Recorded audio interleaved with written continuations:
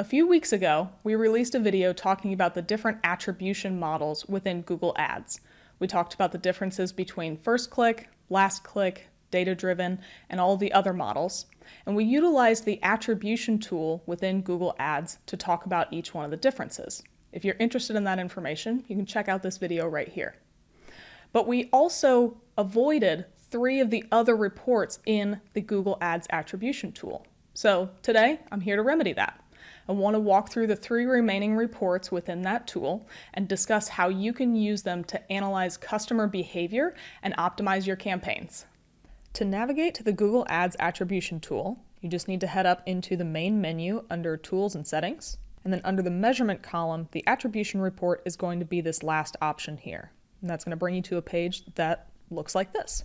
This page is designed to give you an overview of the different reports that are available in this attribution tool. So over here on the left, you'll see that we're on the Attribution tab, but then there are different tabs for each of the reports that are here, and then the different areas that you can navigate in the attribution tool. Overall, this tab has some of the same functionality that you'll see within the specific reports. So rather than talk about that within each report, I would rather just talk about it here. So first, we're going to be able to make adjustments to all of the attribution reports for whatever date range we want to have. There are going to be some limitations that some long-term data might not be available, but in general, you can utilize the typical date range picker up here in the top right to choose which date range you want to see the data for. Right now, I have it set for the last 180 days so that we've got a good amount of data to work with, and most of these reports are going to show us some level of difference in performance because we've got a lot of data in here. But just like with any other report in the entire Google Ads interface, you can change it to whatever you want, whether it's custom, you can change it to the last 7 days, any of these different things. Next, you'll be able to customize the dimensions in some of the reports. Right now, we don't have anything that we can customize, but in the reports where you can customize that, I will call that out. And since this is an attribution tool designed to give you information about your conversion actions, you can adjust which conversions you utilize in the reports. Depending on your account strategy, you might have one main conversion action and you don't track anything else, or you could have 10 or 20 different conversion actions, all that have different indicators, different user experiences, different user behavior associated with them. So you will be able to customize whichever conversion action you want to use on any of these reports. So if I click on this dropdown, you'll notice that many of these are blurred out, so I apologize for that. But this first line item is going to be all actions included in conversions, meaning if you are including this goal in the conversions column, you'll be able to customize the report for that. You can also then choose the all actions option, which you'll see has quite a bit more, because there are some conversion actions in this account that are not being included in the conversions column,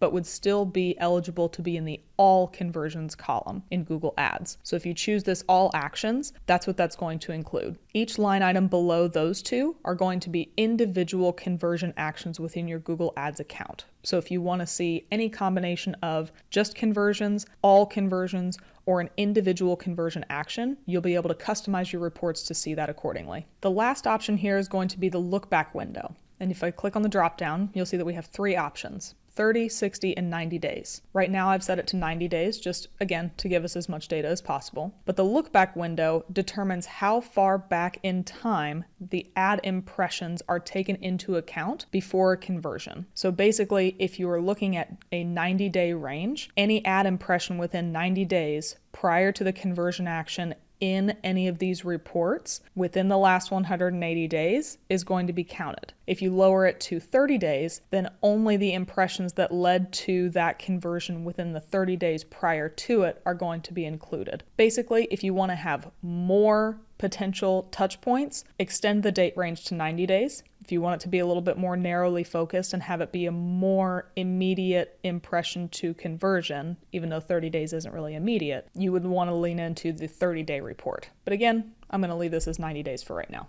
The remainder of the Overview tab is really just to get you into the additional 5 tabs. First, we've got this Upgrade to Data-Driven Attribution sector here. Some accounts may have this, others don't. In this specific account, there are 5 conversion actions that are eligible to be upgraded to the data-driven model. This will go back to the video that I mentioned in the intro around Google Ads conversion action attribution models. So if you're interested in that, again, go check it out there. But for right now, you could update the model here, which would then take you directly to this Switch to DDA tab within the report. But we're not going to do that right now because that's not the purpose of this video. But you can see how this top notification drives you directly to one of the reports on the side. If we scroll down, the remaining 4 sections of this report are going to be tied pretty much into each of the different 4 reports that are over here as well. So the path analysis is going to give us a quick overview of the ad interactions or the number of days that it took for somebody to get to a conversion within the account. That's going to lead us into the path metrics report.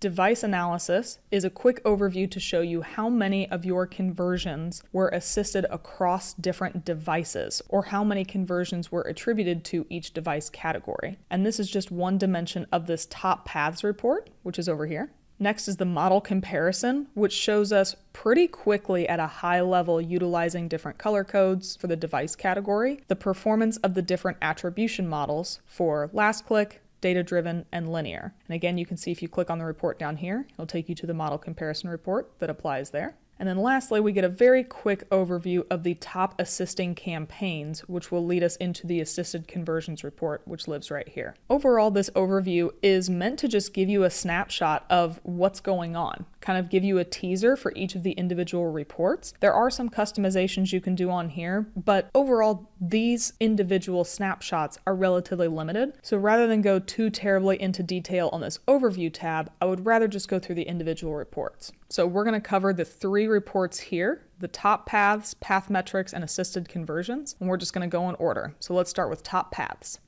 When we land on this report, you'll notice that the date range in the top right, as well as the conversion action and lookback window, all of those options are going to be the same, but we now have a dimension that we can choose to pivot this report on. Right now it's set to campaign, which is why all of the different line items down below are blurred out. But if we choose from this drop down here, you can see there are a number of different levels with which we can analyze performance in our account. We can see everything from the network, campaign type, campaign, which is currently selected, ad group, keyword, video creative, or device. If you'll remember on the overview tab, this report was showing us device level performance. And the functionality of all of these reports is going to be the same. So just for the sake of being able to talk directly to the performance that we see in here without having to blur lots of things out, I'm going to choose campaign type. Now you can see that we've got a few different line items in this report. We've also got a few different colors that makes it a little bit easier to talk about without us having to anonymize the data. The top paths report is designed to show you the top paths your users take to complete a conversion, meaning what are the different touch points in your account that lead them to the conversion action. So in this instance, you can see that many of them are search, whether it is just a single touch point on search, or within these different blue boxes, you can see that there is search times 2, meaning that 2 different touch points led to a conversion from search campaigns. There's also performance max, search times 3, times 4, times 5, display. And then we can start to get into some cross-campaign type performance where search led to a performance max conversion. And then there's lots of other touch points down below. For each of these line items, it'll show you how many conversions were in that path category. And it'll also show you the conversion value associated with that. So you can start to see what the most common paths are for your conversions, and then also which ones have the highest conversion value. One personal thing that I like to adjust is this little drop down that we have over here. We can see view paths, but then there is an option to change it to transition paths, which effectively you see over on the left, there's going to be 6 different line items that are just search, and they each have their own number of touch points for search. What this transition paths option does, it allows us to narrow down the line items to say, if every touch point was search, no matter how many options there are, whether it's 1, 2, 5, 6, narrow those all into one line item so it's a little bit easier to read. So if I click on this, you'll now see that search by itself only makes up one line item, and all of those conversions and the conversion value have been consolidated into one line. And we can see now that there are a lot more options in here. We're not seeing just a bunch of search show up. So we've got search, performance max, and then search leading to performance max, performance max leading to search, and then lots of different combinations of all of the different campaign types that we have in this report. I personally find this a little bit more beneficial when I'm trying to see high-level performance. If you were trying to see performance for some of these other dimensions, maybe you were trying to determine which campaigns were leading to conversions or which ad groups or keywords, you might want to leave things as the view path, not the view transition path, because although it has 2 campaign touch points in search, one could have been a non-brand campaign and another is a brand campaign. Or it could be interesting to see which keywords people subsequently type in to show up and eventually convert on your campaigns. This transition paths report is great for seeing a very high level understanding, but if you really want to get into the nitty-gritty details, you'll probably want to leave it just as view paths. Lastly, you can add some filters to this report to help you narrow down on what you'd like to see. You can easily narrow by network, so trying to focus on anything that is search partners, YouTube, any of those, you just check the box next to it and the report will adjust for that. You can also limit down to path length. So let's say that we want to have only a report that has path length that is over 1. Meaning that somebody has to have had multiple touch points before they converted. Now you can see the number of conversions went away quite a bit because we're focusing only when somebody had multiple touch points and those touch points were across multiple different campaign types. We still don't have a line item that says search times 2, even though technically that path length is more than 2, because I still have the transitional paths view. But this lets you see a really specific look at when we had multiple different touch points and how these different campaign types will interact on a conversion path. Lastly, you can filter by the campaign type path. So if I click on this option, we can filter for everything that has search included in it. Each of these has to have search as a touch point within the conversion path. And this can be really useful, but personally, I find this type of filtering to be a little bit more beneficial in like a campaign type report. So let me show you an example of that. So in this campaign report, let's say I wanted to see how brand played into the performance across these different paths. I can come in and add a filter, campaign path, and then it gives me a contains option. So I can just say the campaign path contains brand. So now, unfortunately, I know a lot of these are blurred out, but you can start to see the different conversion paths where brand was a touch point across these different campaigns. So you can do this for campaign, ad group, keyword, any of the dimensions that's in that report to start to see how those different touch points within your account lead to a conversion. Now that we've seen how users interact with different portions of our account, we can use the path metrics report to start to get an idea of the sense of time or a further indication of interactions. So let's hop into that report. Here we still have the option to adjust the conversion action, lookback window, and date range, but dimension just includes all. But effectively, the path metrics report is trying to show you the length of time from someone's first exposure of your ad until conversion. And it can do that either in the number of days to conversion, or it can do that in the number of interactions until conversion. So effectively, we're looking at time and number of touch points from the first time somebody interacted to the conversion. Basically, how you would read either of these reports is that it's going to show you the time or interaction number over here in this left-hand column. So we can see that the first one is less than 1 day, 1 day, 2 days, so on and so forth, down to 12 plus days down at the bottom.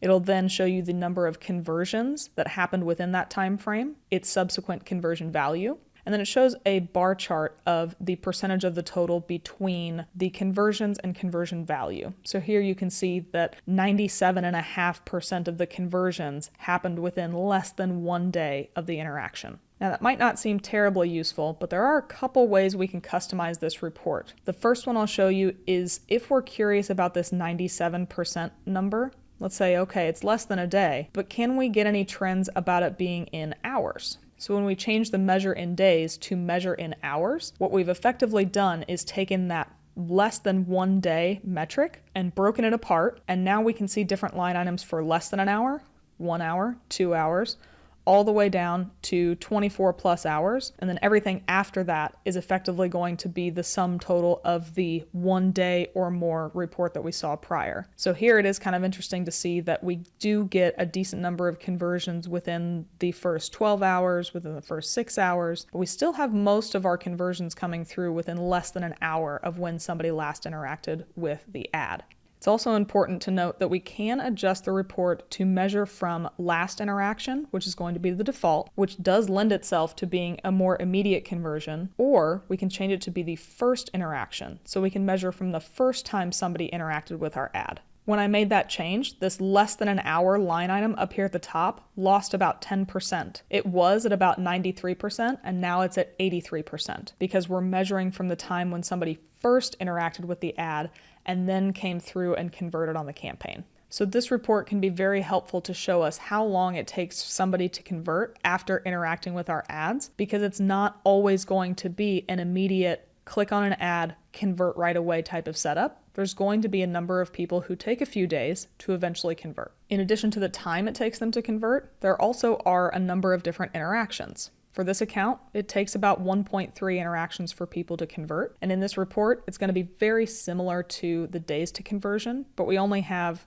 the interactions before conversion number. We then have the conversions, conversion value, and again, a data visual representation over here. But it'll show you anything from 1 all the way down to 12 plus interactions before somebody converts. So it does take people a number of times to interact with this specific account before they convert. But again, the majority, about 83% of people, usually only have 1 interaction before they convert on the campaigns. The final report in the attribution tool is going to be the assisted conversions report. Here we're trying to see all the interactions, excluding the last interaction that occurred before a conversion, to see how it played into the conversion performance of the account. You'll notice that the dimensions tab came back, so we can adjust based on different dimensions. So for the sake of not having to blur everything out, I'm going to switch this back to campaign type. But you'll notice that I can check multiple different boxes. And basically that means that you'll be able to see performance by campaign type and campaign if you want. You could also add in device. You can add in lots of different metrics, and it'll basically just add a new column. But for now, I'm going to keep this relatively simple and look at only campaign type.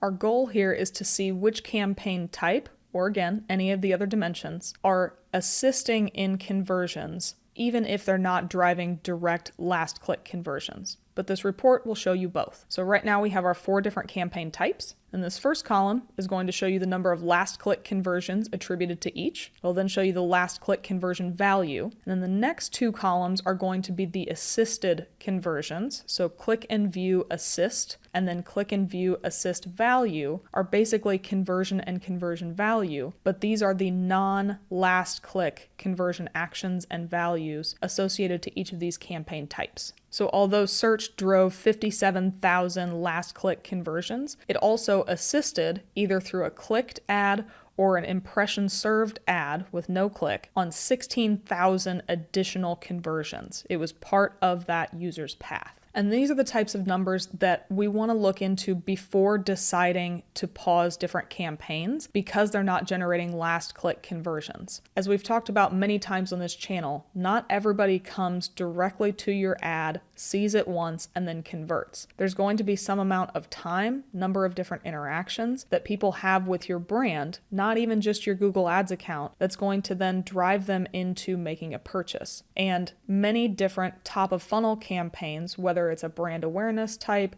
or if it's trying to generate any sort of video views, something along those lines, will have an impact on users that might not be measurable in the realm of last click conversions. So utilizing these click and view assisted conversions and conversion value metrics can be really helpful to make sure that you don't miss out. The last column over here also helps to try and put a numeric value on that, and that is the number of assisted conversions divided by the number of last click conversions. So what's the ratio of assists to last click? Here we can see that the first 3 line items are all relatively similar. We've got 0.28 for search, 0.22 for performance max and display, but then this one down here at the bottom is really interesting. 3.79. Video has a very big impact in this account on assisted conversions compared to last click. So in this instance, you might be thinking, our video campaigns are not generating conversions, so we need to turn it off. But in that instance, you would be missing out on the conversions that the video campaign assists with. That's not to say that it is the sole reason that people convert later on, and that if you turned the video campaigns off, you would not get the 110 conversions associated with it, but it does play some factor, and it could be something that you need to make sure that you monitor over time, that if you decide to turn video off or turn it on, how are you impacting your assisted conversions and the assisted conversion value with that campaign type, even if it's not generating the last click conversions. As you can tell by all of the different reports in this attribution tool, attribution can be very messy, but the nice thing is we do have these reports available so we can start to make sense of how users are engaging with our ads on the Google Ads platform and how they're converting and how our campaigns are performing for not just the last click conversions, not just the different attribution model conversions, but also how they're playing a role in terms of how long it takes for people to convert, either in hours, days,